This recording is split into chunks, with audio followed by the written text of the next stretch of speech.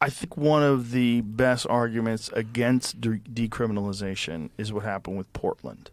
Okay. So, they went down this path. It was Portland, right? It wasn't Seattle. That went down this path of pure legalization. Oregon, everything. Yeah. Decriminalized everything. Yeah. And it went sideways. And I think it was probably because the culture that had already been firmly established in that place condoned open-air drug markets, people that were addicted to fentanyl and opiates out on the street, and methamphetamines out on the street, using them constantly, no education, and then they just sort of opened the doors for everything. And then people went there specifically because they could do these things. And be that on the streets. And also be subsidized. Yeah. So let me bring some things up about that. So, I believe in decriminalization, but there's a right and a not so right way to do something, right? And I'm going to use examples of laws we already have on the book. This might not be a popular statement, but it's my truth. If you say you're going to decriminalize, you can look at the way we handle alcohol. We don't allow public drunkenness. We don't have to allow it. A lot of places say you can't walk around and be inebriated and open bottle drink.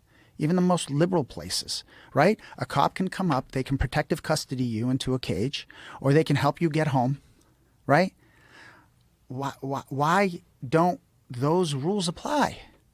If you're in public, we can say we're not going to want you to use openly in public. Right.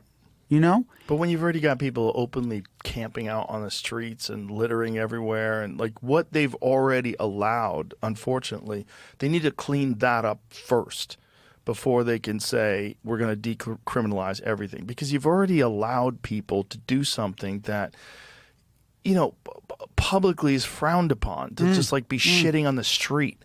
And to open drug use everywhere. Right. And have people camped out, homeless people, like covering up sidewalks where you can't get around. And there's needles everywhere. And it's like garbage everywhere. Well, we can agree that we don't want that. And Right. in many places, like there's local ordinances against that.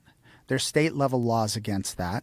And we can go all the way up. There's Right, but they're federal not level doing laws. anything about that. Well, that's the thing we can analyze. Yeah. Why wasn't the funding in place to ensure that public areas with public access followed some rules? Why? What happened? I think that can be figured out. Yeah.